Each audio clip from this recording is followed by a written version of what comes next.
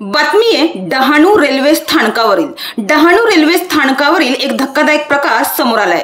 19 मे रोजी सोमवारी सकाळच्या सुमारास हा प्रकार घडला, त्याबद्दल जाणून घेऊया। डहाणूहून पालघरच्या दिशेने जाणाऱ्या एका शाळकरी मुलीचा मोबाईल छोट्याशा अपघाताने रेल्वे ब्रिजवरून खाली पडला आणि थेट स्थानकावर उभ्या असलेल्या लोकल ट्रेनच्या छतावर जाऊन अडकला। विशेष म्हणजे त्या ठिकाणी हाय टेन्शन 2500 व्होल्ट विद्युत वाहिनी चालू स्थितीत होती।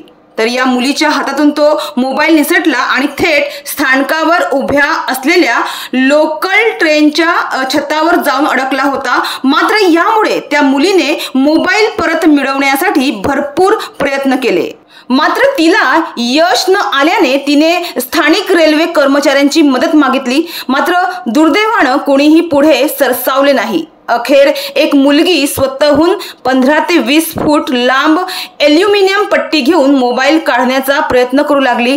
हे प्रकरण अत्यंत धोकादायक होते, त्यामुळे जवळपास उभ्या असलेल्या नागरिकांनी वेळीच समज देऊन तिला थांबविले। त्यानंतर पुन्हा एकदा त्या मुलीने रेल्वे कर्मचाऱ्यांच्या कार्यालयात जाऊन मदत मागितली, तरीही कुठल्याही प्रकारची मदत त्यांच्याकडून तिला मिळाली नाही। त्यानंतर एक स्थानिक व्यक्ती एका बांबूच्या काठीच्या साहाय्याने मोबाईल उतरवण्याचा प्रयत्न करू लागला, मात्र रेल्वे पोलिसांनी त्याला अडविले आणि संबंधित पोलीस कर्मचारीही त्यानंतर तिथून निघून गेला।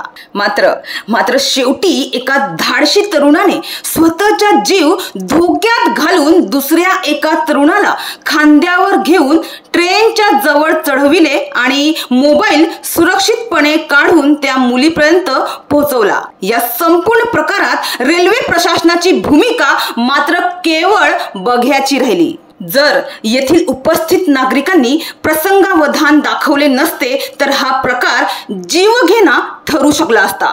इतक्या मोठ्या रेल्वे प्रशासनाकडे प्रवाशांच्या सुरक्षेसाठी कितीतरी सोयी सुविधा असतात, मात्र या ठिकाणी त्यांनी फक्त आणि फक्त बघ्याची भूमिका घेतली। हे लाजिरवाणच आहे। तर या घटनेमुळे स्थानिक प्रवाशांमध्ये तीव्र नाराजीचे वातावरण आहे। प्रवाशांच्या सुरक्षिततेबाबत रेल्वे प्रशासन गंभीर नसल्याचे या प्रकारावरून स्पष्ट होत आहे। त्यामुळे संबंधित अधिकाऱ्यांवर त्वरित कारवाई करावी अशी मागणी प्रवाशांकडून होत आहे। तर त्या धाडसी तरुणांचे सर्व स्तरातून कौतुक होत आहे।